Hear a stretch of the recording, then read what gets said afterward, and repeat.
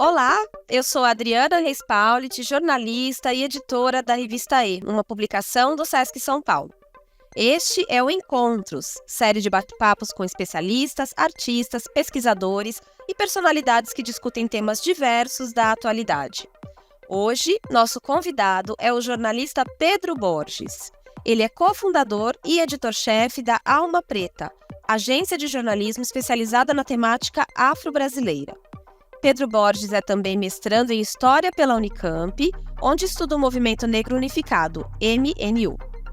Formado em jornalismo pela Unesp, compôs a equipe do programa Profissão Repórter da TV Globo e é integrante da escola de samba Camisa Verde e Branco.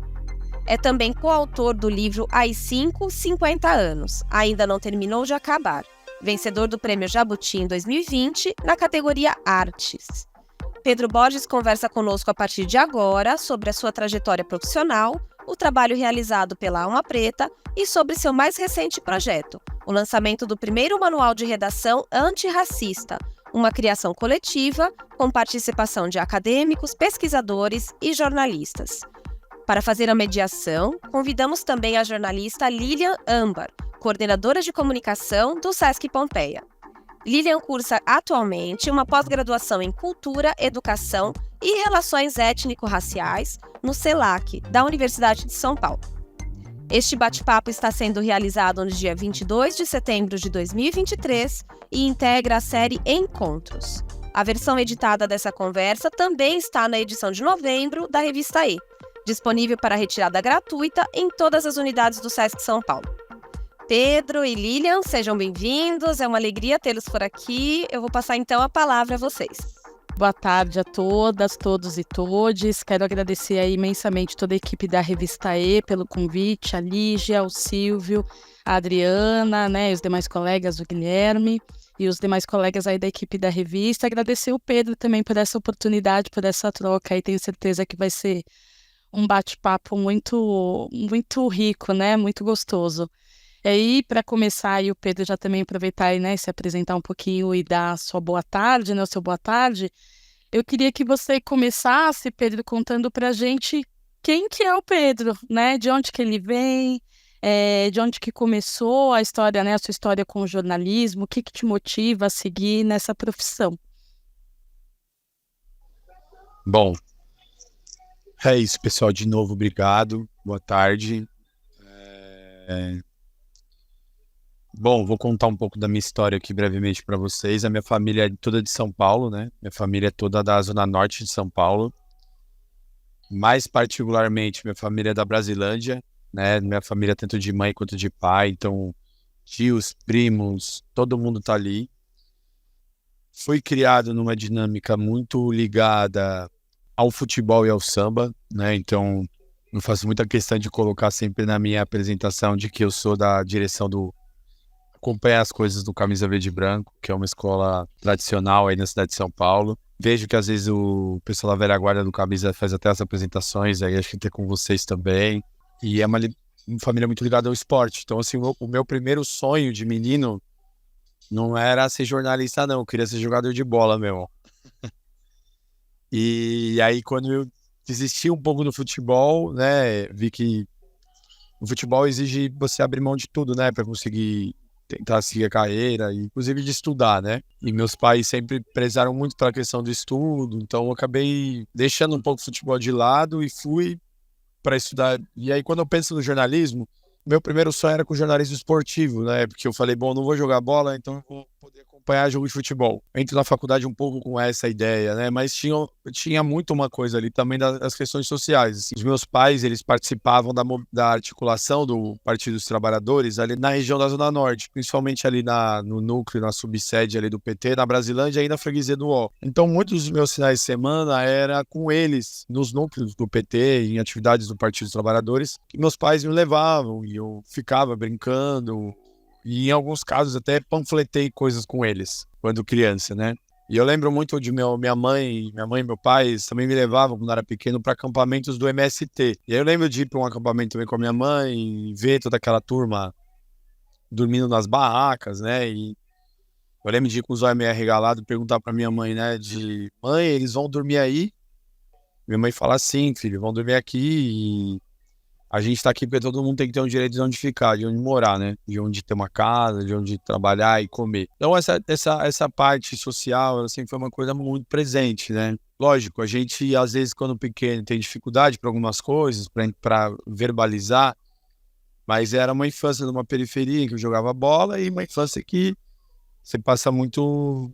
Tenho na memória muitos processos de discriminação, né? Então, ainda muito pequeno, aquela coisa que a gente ainda não sabe quantos anos a gente tem, mas lembro que meus pais acho que chegaram a fazer uma reclamação no conselho tutelar, porque uma moça, uma mulher que morava perto ali da onde a gente morava, fez, né, falou de uma maneira discriminatória comigo. Então, um pouco assim, um pouco me formei aí, né, com minha família, nos nossos encontros de fim de ano, ou nos aniversários, sempre no quintal da minha avó, ouvindo samba, falando de futebol, falando das duas escolas de samba da família, que é o Rosas de Ouro ali da Brasilândia e o Camisa, né? O nosso time de várzea que a gente acompanha, que é o Inajar de Souza, e de futebol e da vida, né? Então, assim, é uma família, uma coisa um pouco, quem conhece São Paulo, né? É uma coisa meio clássica ali, Zona Norte, né? O pessoal às vezes brinca, os negros da Zona Norte. Essa coisa assim, meio bem ligada ao samba, ao futebol. E o jornalismo veio para mim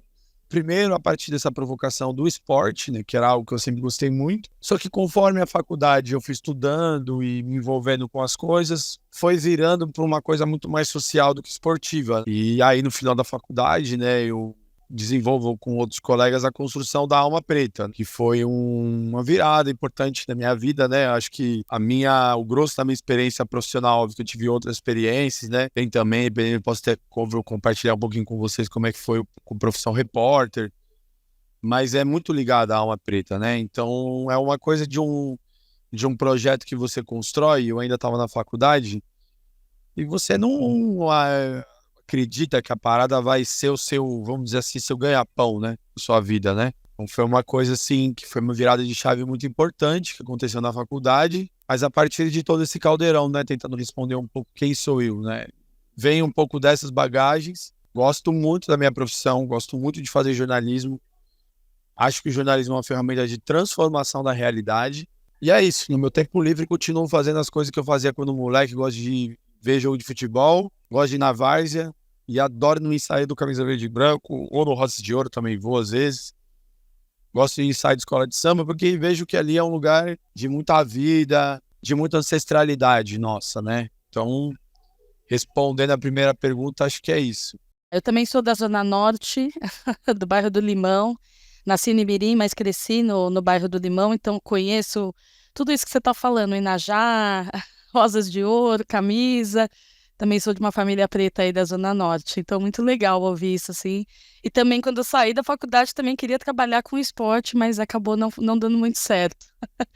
Mas eu queria que você falasse um pouquinho, Pedro, sobre essa sua experiência no Profissão Repórter, né? Acho que tem muito a ver com essa trajetória que você falou do seu ambiente familiar, né? Desse olhar para o social, né? Para as causas sociais, né?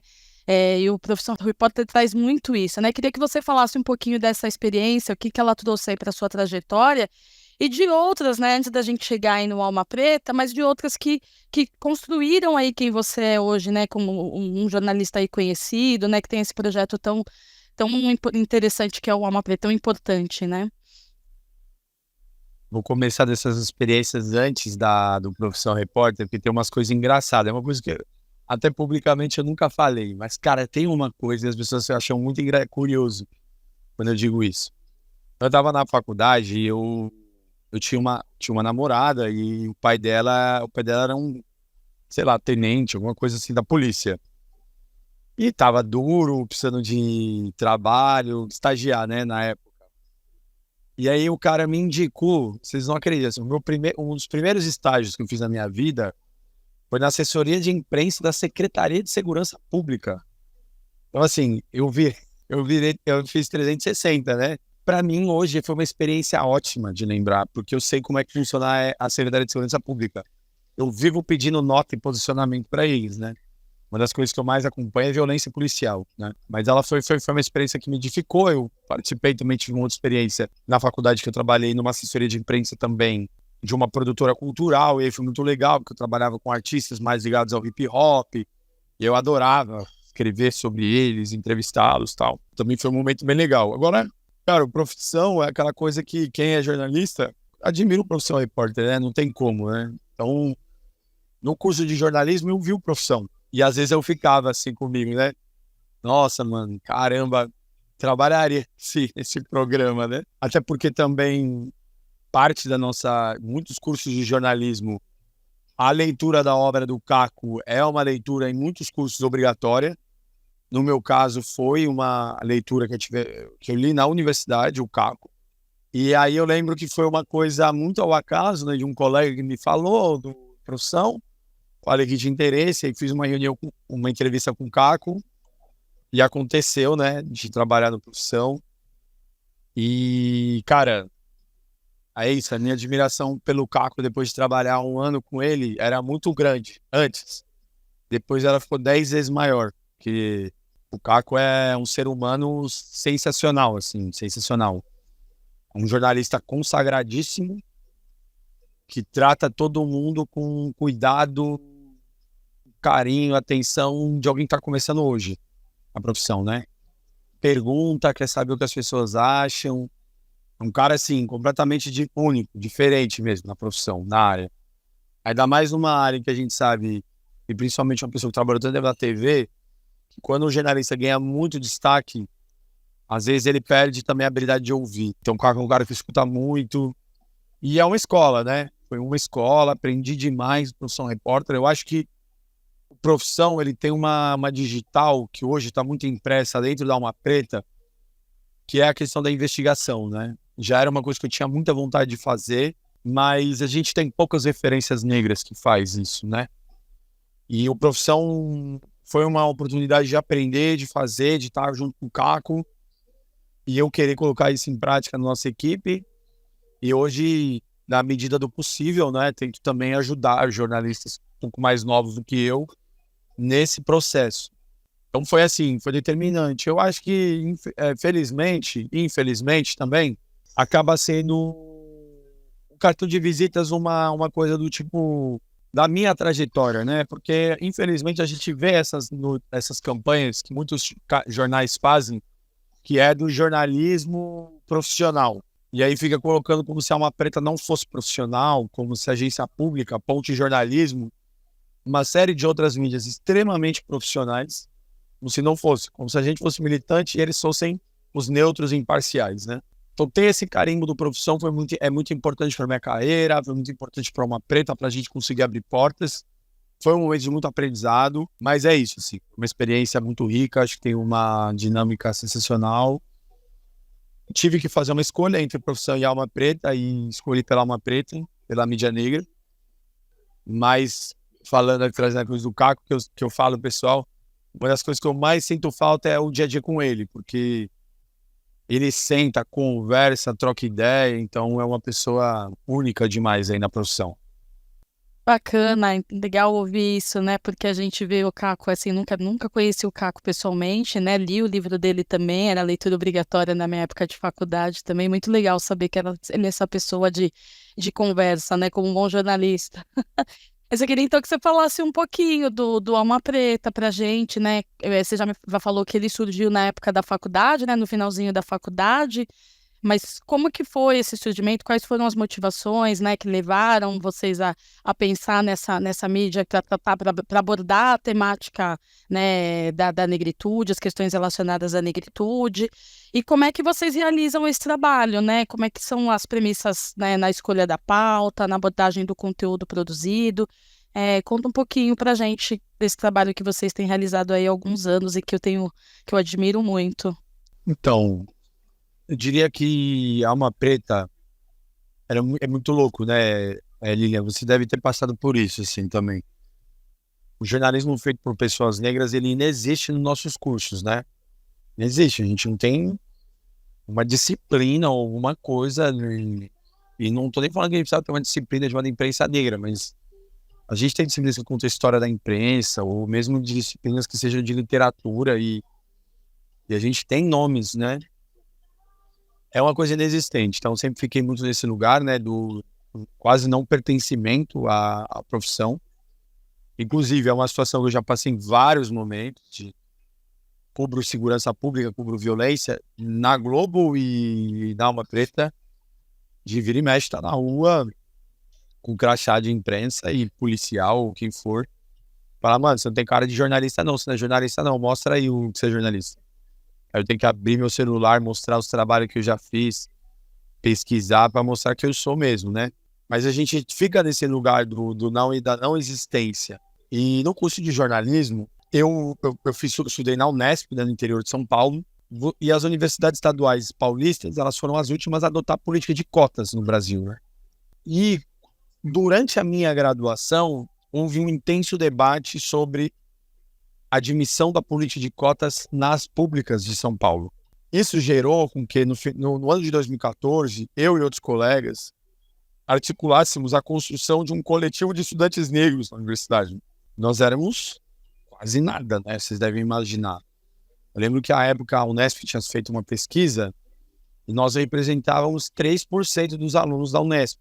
3% da universidade pública, que parece mais elitista do que a universidade privada. Esse grupo de coletivo de estudantes negros, ele tinha uma presença muito grande de jornalistas, estudantes de jornalismo. E ali, a gente se reunindo com alguma frequência na semana, a gente começou a criar amizade. E eu criei amizade com o Vinícius Martins e com o Solon Neto. A gente fez uma conversa de tentar construir uma coisa. Eles toparam. E aí era aquela coisa, eles moravam em uma república, os dois iam morar em outra, bem coisa de faculdade interior.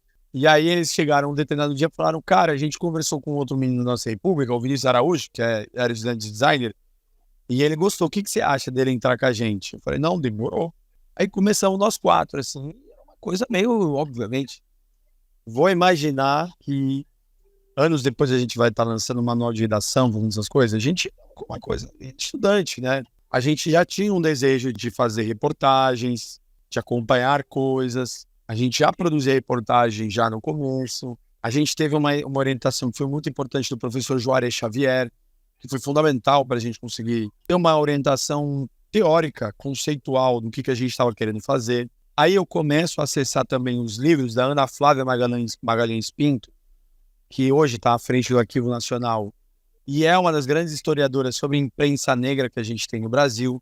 E a partir dali a gente vai se formando, né? Mas tinha um desejo de tentar construir, vamos dizer assim, um modelo de negócio para a gente se tornar sustentável. Agora, hoje, a Alma Preta, a gente está com uma equipe com mais de 30 pessoas. Se você me falasse na faculdade ou ali que isso ia acontecer, eu ia trucar, ia falar truco, mentira, não vai, você é louco. Eu achava que se fosse eu e os meninos que fez a coisa, começou comigo, tava bom demais já, bom demais. Mas a coisa cresceu, a gente teve participação de pessoas muito importantes na nossa história para ir chegar nesse lugar, né? A primeira pessoa que foi muito importante que entrou, foi a primeira que não era assim, tão colada nessa coisa mais afetuosa de amigo, que foi a Iaci Correia, que até hoje é quem cuida das nossas redes sociais. A gente até brinca, né, que a Iaci pegou as nossas redes sociais, a gente devia ter nem 1.000 seguidores.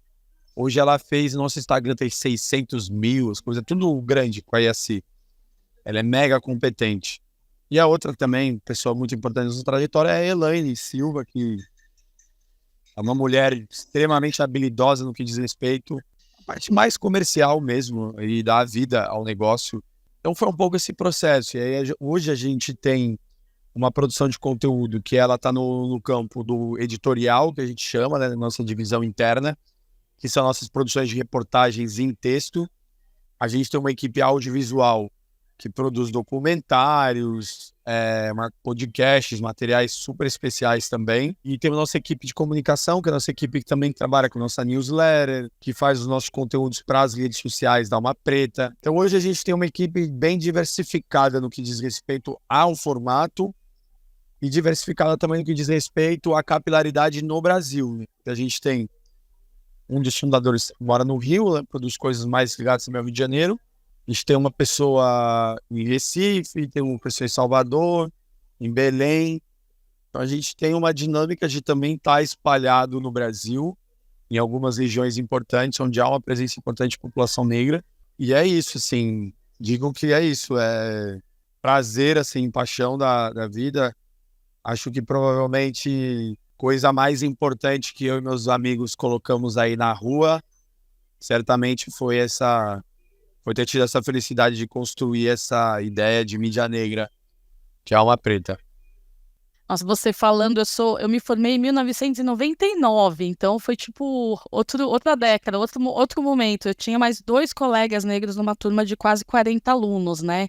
Numa universidade particular. Então, essa realidade que hoje a gente está tendo, que é um pouco diferente com o ProUni, com uma série de, né, política de cotas, enfim, mudou muito, né? Eu acredito que hoje as faculdades de jornalismo estejam muito diferentes do que era na minha época. Então, imagina a referência, então, bibliográfica, né? Isso nem pensar, né?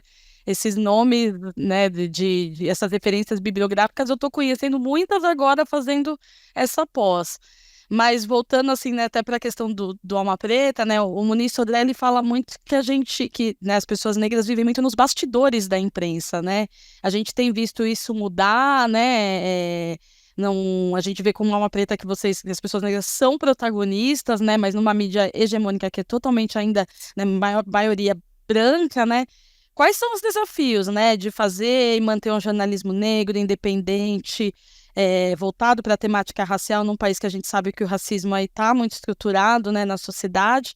E aí, aproveitando esse gancho, para você falar um pouquinho, né, do modelo de negócio, como é que o Alma Preta se sustenta, contar um pouquinho dos projetos que vocês realizam. Olha, eu concordo muito com o que você está falando com relação a bastidor. Vou ser muito sincero para você, assim, eu tinha muito medo de colocar minha cara. Como eu sou uma coisa mais do texto, então eu assino como eu tenho a assinatura do nome, a gente não sabe quem é a pessoa, né? Muitas vezes. Eu fui perder esse medo depois de Profissão Repórter, né? Porque aí não tinha como não colocar a cara, televisão, perdi um pouco a cara, o medo, né, de colocar a cara. Acho que a gente tem um pouco desse medo, que a gente tem um pouco uma ideia construída e infelizmente tem um respaldo, aquela coisa do prego que se destaca, toma porrada, né? Então, como a gente acha que passa historicamente por todas as situações de violência, a gente não quer ver muito o nosso rosto, não quer muito não sei o quê, pra gente apanhar menos. Então isso foi uma virada de chave difícil para mim, né, que aconteceu. Hoje tenho menos coisa, trabalho até mais as coisas assim na minha rede social pessoal, mas antes eu era total bicho do mato ali na rede social. Aí hoje, depois também, a Yaci, as meninas também falaram muito, não, você tem que fazer mais coisas, tem que mobilizar, tem que mexer sua rede. Comecei a fazer, mas concordo assim, acho que a gente realmente passa muito esse processo de bastidor, e é um bastidor empurrado socialmente, assim, porque a gente tem medo de colocar na nossa cara. Então acho que e hoje eu sou super defensor, sempre fomento muito das pessoas da equipe colocarem o rosto. Ah, tem atividade, puta, manda tal pessoa, faz tal pessoa falar, sabe? Acho que é uma coisa importante. Agora, sobre fazer o jornalismo e o nosso modelo de negócio, o Brasil é um país difícil para ser jornalista. Brasil, Colômbia e México são países muito violentos. Violentos para jornalistas. Normalmente são os 3 países que mais matam jornalistas. O Brasil é um país super violento para ser uma pessoa negra.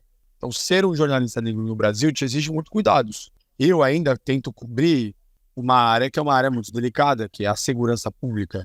Então, eu estou todo momento em contato com polícia, com essas coisas, né?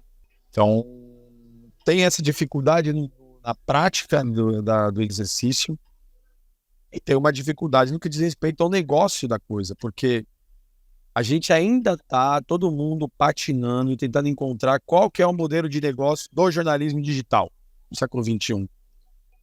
A gente ainda não achou esse modelo, as pessoas não acharam esse modelo. Acho que a Alma Preta tem conseguido dar resposta para o seu modelo. Inclusive, a gente tem prestado muita consultoria, Elaine, que é a nossa cabeça nessa coisa de negócio, prestado muita consultoria para as pessoas para falar do nosso modelo. Mas você tem um país que tem uma dificuldade muito grande para encontrar um modelo do jornalismo, e você tem um país em que o dinheiro, a gente sabe, chega com uma menor frequência, muito menor frequência, para pessoas negras. Então, o dinheiro é um tabu pra gente. A gente aprendeu a fazer coisa em guerrilha na pobreza. Então tem essa dificuldade que está posta. Como é que a gente tenta, vamos dizer assim, de uma maneira, driblar isso? Eu acho que a nossa grande questão é tentar construir um modelo de negócio diversificado. Essa é a palavra-chave da coisa da Alma Preta. Então a gente não tem nenhuma fonte de receita que corresponda a mais de 40% do nosso orçamento. Esse modelo de negócio é muito diversificado. Então tem apoio de fundações internacionais, fundações nacionais, venda de consultorias, venda de serviços, produção de conteúdo, publicidade, tem tudo. Porque é assim que a gente consegue fazer com que a nossa equipe tenha esse tamanho e esse formato, sabe? Então são esses os produtos, né? A gente fez o nosso manual de redação, colocamos ele na rua a partir também de um apoio que a gente teve de uma fundação, mas também de uma emenda parlamentar da bancada feminista, um grupo de vereadoras, de mulheres negras na Câmara Municipal de São Paulo, que deu uma emenda parlamentar muito generosa, para que a gente conseguisse colocar para rodar esse manual. Isso pagou parte da operação do manual, e a gente vai distribuir essas cópias todas que fizemos, e vamos colocar uma segunda edição para vender para o Brasil. Para as pessoas comprarem e colocarem. Então, eu hoje, felizmente, estou com a cabeça mais focada só na parte do jornalismo, mas tem que estar sempre ligado também nessas coisas, que eu troco muito com a Elaine. Mas hoje é a Elaine que, vamos dizer assim, se ocupa mais dessa tarefa, né? Ela tem mais habilidade, mais conhecimento, mais tesão de fazer isso, né? E eu tenho tesão de reportagem. Eu gosto de rua, gosto de estar na rua, madrugada, acompanhando coisa, conversando, porque também é onde eu sinto que, de alguma maneira, o meu trabalho faz uma diferença, né? Então, se as pessoas às vezes perguntam, quais materiais que você já fez que te marcaram? Eu penso nas reportagens que eu fiz que depois um menino que foi preso de uma maneira injusta saiu da cadeia. Que aí depois você recebe uma mensagem da mãe desse menino. Um desses meninos, inclusive, eu sempre encontro a mãe dele. Encontro ela porque ela também é do samba. Então vira e mexe, encontro a mãe desse rapaz. Cara, essa mulher, ela me vê toda vez, ela vem e faz questão de vir pra me abraçar, pra falar comigo. Falou, cara, muito obrigado, você foi um dia num domingo, não me esqueço. Era um domingo, fui na casa dela, era um domingo de Palmeiras e Corinthians, ia ter jogo na TV, eu fui lá pra casa dela fazer entrevista antes, família desesperada, fizemos uma matéria, a matéria repercutiu, rodou muito. Cara, que esse menino saiu, entrevistei ele, e era um menino muito ligado à várzea. Eu lembro dele falar assim, cara, a sensação de liberdade é melhor do que ganhar um campeonato. A gente tem essas coisas gravadas, né? Óbvio que a gente também sente dessa parte do negócio que a gente tem feito a diferença na vida de jornalistas negros, de pessoas negras, na medida em que parte da nossa equipe não tinha, quando começou a trabalhar com a gente, não tinha nem terminado escola, porque a evasão escolar é muito grande no nosso povo, no nosso pessoal. A gente pegou muita mina e muito moleque de quebrada, favela, que não tinha nem terminado escola, e a gente colocou para trabalhar com a gente, falou, tudo bem, você vai trabalhar com a gente, mas vai ter que terminar a escola e vai ter que fazer faculdade depois. Assim, os moleques estão estudando, fazendo Enem. Esse ano uma turma nossa vai fazer Enem, que trabalha na Alma Preta, trabalha nessa parte de áudio e vídeo. Então, essa parte também a gente consegue fazer a mudança aí da vida do nosso pessoal, e isso dá muito, muito prazer, assim, a melhor coisa que a gente pode fazer. O jornalismo de transformação social, né, que eu estava lendo algumas das suas entrevistas que você fala bastante, né, e essa história do menino é o papel do jornalismo mesmo, né, do jornalismo investigativo, enfim, nossa, eu fico emocionada, sou uma pessoa que eu me emociono muito aqui, quem tem proximidade comigo sabe, de ouvir essas histórias me deixam muito otimista e emocionada, né. Tem duas perguntinhas aqui, eu vou trazer uma agora, porque está dentro disso que a gente estava falando de modelo de negócio, que é a pergunta da Mariana da Rosa. Oi, Pedro, pegando carona na última pergunta da Lilian. Poderia contar um pouco sobre o processo de crescimento da estrutura de vocês nos últimos anos? Em 2016, fiz uma pesquisa para a minha dissertação de mestrado e o Alma Preta foi um dos coletivos que respondeu. Muito obrigada, ela coloca aqui com um coraçãozinho. Contando sobre as alternativas de organização e financiamento naquela época. Então, fiquei curiosa para saber sobre como as coisas andaram de lá para cá nesse sentido, do desenvolvimento de um modelo de negócios e estruturação da equipe. Obrigada. Eu diria o seguinte, sabe aquela coisa sobre a coisa do modelo de negócio? Sabe aquela coisa de adolescente que está crescendo? Que está realmente desenvolvendo o corpo, que está com coisa nova no corpo, hormônio, está ali aprendendo, se surpreendendo e perguntando para a mãe e para o pai, e às vezes com vergonha de perguntar para a mãe e para o pai, e aí conversa com os amigos e com as amigas. Eu acho que a gente está no final da nossa adolescência, uma preta. A gente passou por esse momento dessa puberdade, né, que a gente chama. Porque foi um momento de muito crescimento, um crescimento em que aquela coisa, né, do adolescente que cresce muito fisicamente, dá um estirão no corpo de um momento para o outro, mas ainda é muito franzino, magrinho, magrinha, as meninas, meninos, e vai ganhando depois corpo, musculatura. Eu acho que a gente está num momento de menos crescimento agora e ganhar mais musculatura. A gente está pensando menos em ampliar a nossa equipe e mais em formar e especializar a nossa equipe. A gente está tentando pensar em alternativas de negócio que sejam mais rentáveis para a nossa equipe, para que a gente tenha mais possibilidade para conseguir construir os nossos projetos, que são os projetos da Alma Preta. E é isso, assim, eu acho que exigiu para todo mundo uma necessidade de mudar. E aí eu digo principalmente da minha parte, né? Porque a Elaine, quando ela vem, a Elaine tem a cabeça de negócio. Eu venho com a cabeça de movimento social. E quem tem cabeça de movimento social tende a achar dinheiro feio, né? Dinheiro é feio, é o capeta, é mal. Então tive que fazer um pouco de uma troca de ideia com ela, aí também aprendendo, ouvindo, pra gente conseguir fazer nosso trabalho com qualidade. Então eu acho que assim, hoje o Alma Preta vive um momento de muito amadurecimento, sabe? Já não é mais aquele adolescente que tá crescendo para todo lado, que não sabe para onde tá crescendo. Eu acho que a Alma Preta hoje tá ganhando musculatura. Que aquela menina, aquele moleque que depois dos 19 anos não cresce mais de altura, mas aí fica um pouco mais fortinho, mais fortinha, se desenvolve. Depois, se tudo der certo, a gente vai chegar nesse momento de ganhar uma barriguinha, a barriguinha da cervejinha, que é um momento importante da vida também. Então eu diria que é isso. Não é sempre que a gente consegue, mas a gente tenta sempre. Tem bastante estudante que vem conversar com a gente. Mas sempre que possível tentamos conversar, dar entrevista, porque sou super defensor, estou fazendo mestrado, super defensor da ciência. Acho que é isso. Acho que essa produção acadêmica e intelectual, de pessoas como a nossa colega que fez a pergunta, é o que vai ajudar a gente a entender para que caminho que a gente, enquanto jornalismo, tem que ir. Então, muito obrigado pela colega que fez a pesquisa, que se interessou pela gente. Ainda bem que a gente respondeu, senão ia passar vergonha aqui, de falar que a gente não respondeu. E que tomara que a gente tenha contribuído aí na sua pesquisa.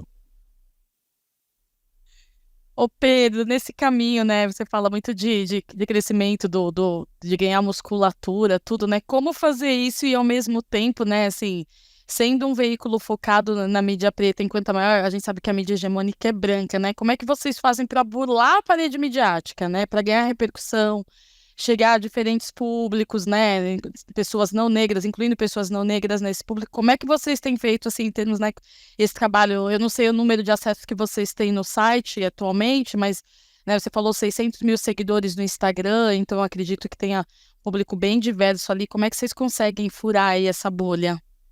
A gente tem alguns trabalhos nossos que eu acho que a gente fura a bolha, né? E eu acho que nossa rede social ela é um canhão, acho que a gente tem uma força muito grande. A gente tem uma rede social maior do que muito veículo, muito canal. A gente vai caminhar até o fim do ano, eu acho que a gente bate os 700 mil ali no Instagram. Ano que vem, com certeza, a gente deve chegar no 1 milhão. Isso reverbera muita coisa para o nosso acesso, para o site. E faz coisas assim, por exemplo, essa semana. Olha só, coisa que o pessoal me falou do Sesc essa semana, né? Eu fiz uma entrevista com um professor fantástico, o Petrônio Domingues, que é um dos grandes pesquisadores de história de movimento negro, imprensa negra no Brasil. E ele me deu uma entrevista falando de que há um tabu dentro do movimento social e dentro da academia de intelectuais negros de fazer uma discussão qualificada sobre quem são esses negros de direita, que existem, né? O Brasil, a votação brasileira não foi 50% a população negra votando no Lula e a população branca votando no Bolsonaro. A coisa que era mais cinza, mais borrada. Cara, essa matéria repercutiu um bocado. Ele até veio me mandar mensagem e falou assim pra mim. Repercutiu num jornal argentino, o Página 12, que é um grande site de progressista da Argentina. E ele até falou assim pra mim, ele falou, Pedro, o pessoal do Sesc veio até conversar comigo pra tentar pensar uma atividade e tal.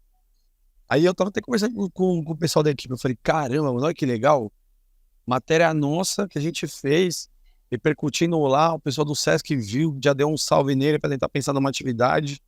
Então acho que hoje a gente tem conseguido, principalmente a partir desses nossos números que a gente tem nas redes sociais, e esse trabalho que a gente tem feito de circulação da notícia. A gente está tentando especializar e tentar desenvolver uma linha maior em alguns outros canais, mas o nosso negócio é ser totalmente furar, tentar furar a bolha. Que é tentar fazer coisa, por exemplo, com rádio comunitária, que é quebrada, comunidade que escuta, né? Às vezes é uma tia, um tio que, pô, não tem um costume de se informar pelo celular, né? É uma leitura mais jovem que lê reportagem no celular.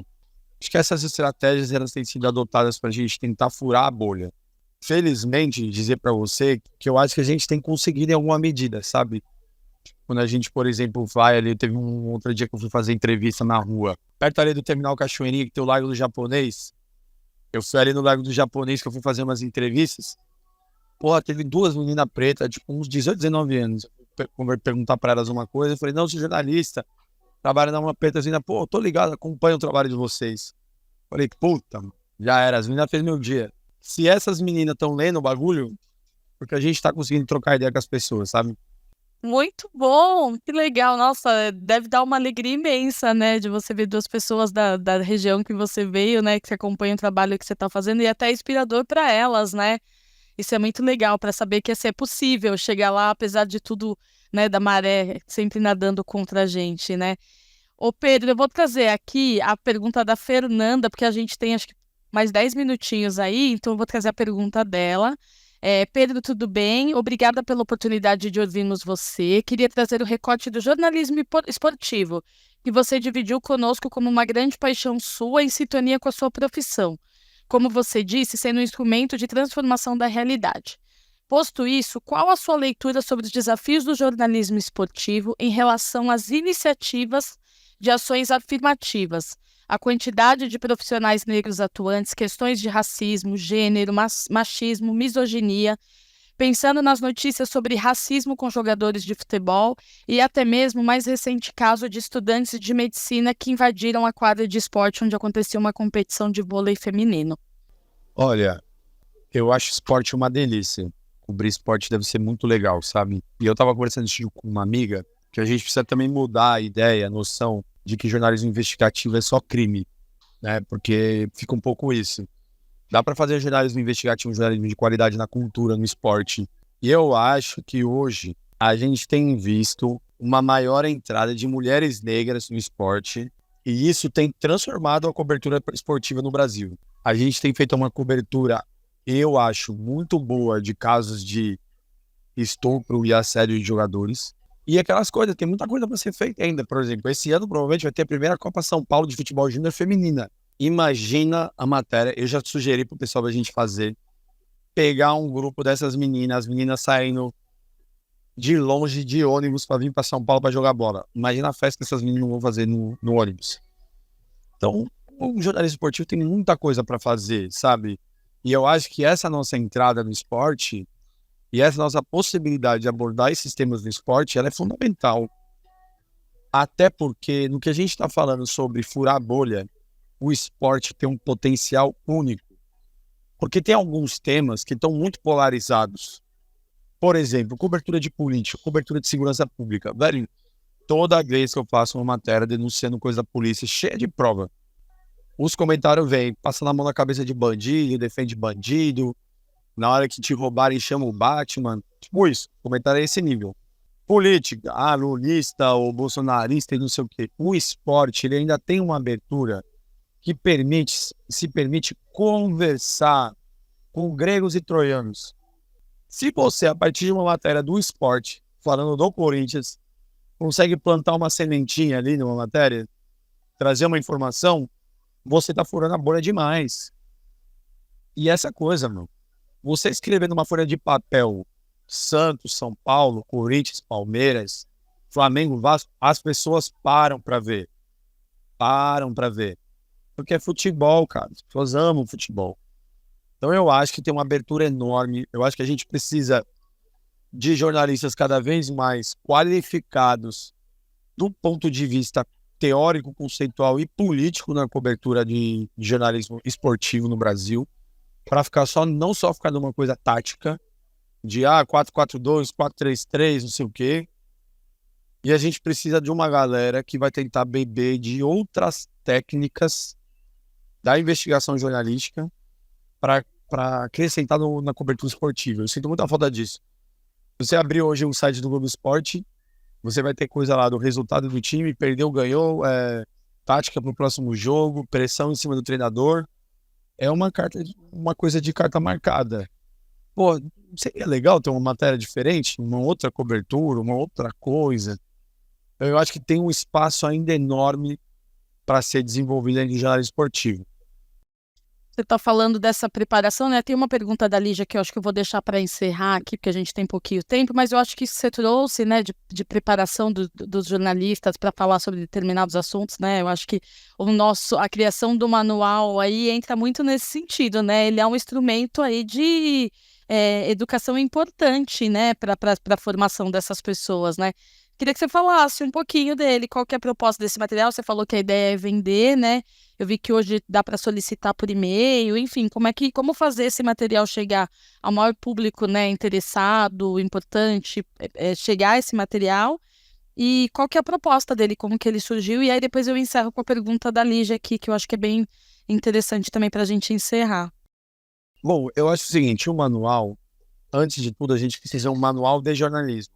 Lilian, você é jornalista, você vai lembrar que na faculdade todo mundo olha para o manual da Folha de São Paulo, para o manual do Estadão e tudo mais. A gente quis fazer um manual de jornalismo, ponto. Tá ali tudo que uma preta entende como jornalismo, que é critério de noticiabilidade para uma preta, hein? Como o jornalista da uma preta cobre os assuntos, a linha editorial da uma preta. Porque muitas vezes as pessoas já vieram me fazer entrevista e perguntar e falar assim, é um manual com dica como não ser racista? Não é não. É um manual de redação, ponto. É uma dinâmica de transformar a gente também como sujeito universal. Gente branca pega e faz o manual deles. O manual de redação da Folha não é um manual de redação da branquitude. Mas não tem esse nome, né? Nossa, é um manual de redação, ponto. A gente quis fazer uma discussão geral do jornalismo. A gente quer que ele, por exemplo, chegue na mão de uma menina, um menino branco que está na faculdade, pô. Eu quero muito que ao invés dessa menina branca ler o manual da Folha, que ele lê da Alma Preta, que ela se informe a partir do que a Alma Preta pensa, porque ela tem um compromisso com os direitos humanos na nossa cobertura, com a transformação da realidade. A branquitude, essa coisa mesmo, o próprio capital, assim, quando tem uma dinâmica de querer formar e querer colocar coisa na rua, eles querem disputar o imaginário de gente branca e de gente preta. Por que nós não vamos disputar o imaginário de todo mundo, dos brancos também? Eu quero que as pessoas brancas também se formem jornalisticamente a partir da concepção do jornalismo da Alma Preta, não da Folha de São Paulo. Então a gente tem feito um esforço de rodar, vamos fazer algumas atividades em algumas universidades. Estamos fazendo conversas também, algumas conversas com o governo federal para a gente tentar distribuir isso nas universidades federais no Brasil, institutos federais. E estamos super abertos a pensar parceria, que seja mesmo com o próprio SESC, a gente pensar em atividades, colocar para rodar, entregar, distribuir cópias, pensar em atividades, oficinas, para que a gente consiga discutir o que é jornalismo. Ponto, sabe? A gente não precisa estar sempre na caixinha, né? A gente é jornalista, então acho que eu tô, assim, tem muito essa preocupação nossa, sabe? E o legal é que a gente está rodando, está conseguindo rodar, e mesmo grandes redações também têm nos procurado. A gente está pensando em fazer uma coisa com a turma da Folha, pensando em fazer com algumas outras pessoal, rodei também com a pessoa na Globo, várias cópias nossas. Então é isso, vamos tentar colocar na grade também o nosso manual de algumas faculdades, que entre na bibliografia, por exemplo, do curso de jornalismo de Casper, de USP, das universidades, né? Porque a gente quer que o material chegue. Jornalismo plural, democrático, diverso, né? Eu acho que isso é importante, né? É fundamental. Vou fazer contato para pedir aqui para nossa equipe aqui de comunicação aqui do Pompeia. Vou trazer a pergunta da Lígia, que acho que a gente está encerrando, então ela diz o seguinte: Pedro, considerando o que você está dizendo sobre o negro de direita, sobre o quão difícil é a questão do embranquecimento, do racismo estrutural, e pensando também em o que chega historicamente para o público em geral como informação, seja nos canais de massa, Jornal Nacional, por exemplo, jornais mainstream, tias e tios do Zap, esse caldeirão todo. Quem são os leitores, espectadores, enfim, quem consome notícia, quem é o público do Alma Preta? Muito boa pergunta. Tem o tio do Zap e eu quero que a gente seja o tio do Zap também. Então a gente também está criando uma estratégia nossa para o WhatsApp bem forte, para que role uma repercussão dos nossos conteúdos no WhatsApp. Então é isso, eu quero ser o tio do Zap também nessas coisas. Agora, assim, a nossa audiência, ela vai variar, obviamente, nas nossas plataformas, por exemplo, o site tem um público, a rede social tem outra. Só uma coisa meio básica para vocês verem, tem que ter uma diferença. O nosso Instagram, ele é muito mais feminino do que masculino. Mas o nosso site, ele já é equilibrado, quase 50-50. Isso aí tem que perguntar para a Cílio por quê. O nosso YouTube é muito mais homem do que mulher. A gente tem uma ideia de que talvez possa ser porque a gente também cobre muita coisa de segurança pública. Então, provavelmente mais de coisa de violência atrai mais público masculino do que feminino. Mas é uma suposição. Isso é assim. Quem sabe explicar bem. Mas a gente tem uma diferença de público. Agora, de uma maneira geral, é um público de maioria negra, porque a gente faz pesquisas, roda pesquisas para perguntar para o nosso público quem é o nosso público, porque as plataformas não entregam informação racial das pessoas. De uma maneira geral, é um público de maioria de mulheres. De uma maneira geral, é um público entre 18 e 30 anos. E é um público que teve acesso à universidade. Então, hoje, a gente ainda tem um desafio que a maior parte do nosso público é uma bolha, porque é uma negrada que entrou na universidade, seja por política de cotas, ProUni, FIES, que eu acho lindo e ótimo, e quero muito entregar conteúdo para essa molecada. Mas a minha alegria é quando meu primo, que tá na Brasilândia, que só pensa no samba que vai ter no sábado, e na roda, no Mocidade Alegre ou no de escola que vai ter no domingo, que compartilhou uma matéria comigo. Fala, olha, eu vi o bagulho lá que vocês fizeram. Quando esse moleque, essa menina da quebrada, quando a menina ali do Lago do Japonês, ali da Cachoeirinha, fala pra mim que tá acompanhando, quando uma senhora fala que tá acompanhando, aí a gente ganhou o dia. A gente tá tentando criar uma estratégia um pouco mais agressiva para essas plataformas onde essas outras pessoas se informam mais. Telegram, WhatsApp, para a gente conseguir circular com força nossa notícia aí, entendeu? Então, hoje nosso público é esse, a gente quer ampliar muito nosso público e é isso. Sempre que puderem, compartilhem nosso conteúdo, porque faz chegar em outras pessoas, isso é muito importante. Eu tenho só 2 comentários que fizeram aqui, Pedro, antes de eu me despedir e agradecer. A Dulci, eu acho que é Dulci da Conceição, que é do CPF, está dizendo aquela história que você contou do professor, que o Sesc procurou por ele depois da entrevista que ele fez com vocês. Ela disse, fui eu, vamos fazer o curso vamos fazer no CPF. E a Carolina Vidal tá dizendo que achou bem interessante essa visão de furar a bolha pelo esporte. Nossa, faz muito sentido, eu nunca tinha pensado nisso, né? Porque é isso, é o corintiano bolsonarista com o palmeirense que é petista ali junto, se abraçando, comemorando, esquecendo qualquer outra, né, aresta, assim. Então, esses 2 comentários que fizeram aqui, tinha muitas outras perguntas aqui para fazer. O tempo é curto, infelizmente. Quero agradecer imensamente pela troca, pela oportunidade de conhecer um pouquinho mais sobre a sua trajetória, sobre a história do Alma Preta, né, como surgiu, como que vocês têm trabalhado. Muito obrigada, Pedro, de verdade, viu? Espero que tenha sido aí tão prazeroso para você quanto foi aqui para mim e para o pessoal também, né? Tô nessa expectativa aí de que tenham curtido. Na verdade, eu agradeço muito a vocês, Adriana, pessoal, pelo convite. Agradeço a gentileza de vocês de também começarem 30 minutos antes a atividade. Muito obrigado. Poxa, eu tiro muito chapéu pro trabalho que vocês fazem no Sesc. Trabalho muito bacana. Quero muito saber, depois dessa atividade aí que a professora falou, que entrei em contato lá com o Petrônio para organizar essa atividade. Acho que vai ser muito legal. E é isso, pessoal. Tô às ordens, estou à disposição. Que a gente possa continuar parceiro, pensando em coisas, em projetos. É pra gente uma honra tá aí em contato e em parceria com vocês. Obrigado muito pela condução da conversa, Lilian. Obrigada, Pedro.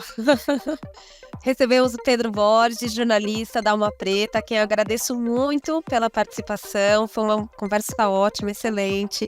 E agradecemos também a Lilian Âmbar pela mediação. Obrigada, Lilian, e até a próxima.